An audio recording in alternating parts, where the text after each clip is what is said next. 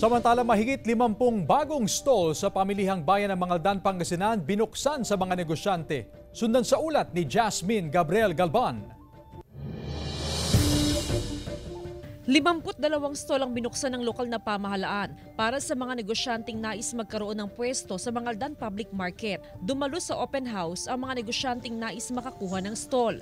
Ipinaliwanag sa mga negosyante ang mga pulisiya sa pagkakaroon ng market stall. And precisely, naka-base po naman lahat yung mga terms and conditions sa bagong market code na na-issue lang po this year. Prioridad na mabigyan o makakuha ng stall ang mga naapektuhan na negosyante nang masunog ang palengke ilang taon nang nakararaan. Ganon din ang mga negosyanteng residente ng Mangaldan.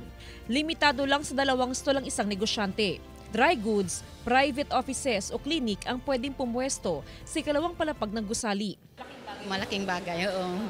Sabi ko kung hindi man ako nag-success nung mga una kung sa may negosyo sa Manila, baka ito na yung time ko. Nagkakahalaga ng 500,000 pesos hanggang 1 million pesos ang stall right. Gagamitin ng LGU ang malilikom na pera sa maintenance at development ng pamilihan. Kasama si Daryl Peralta, Jasmine Gabriel Galban, One North Central Luzon.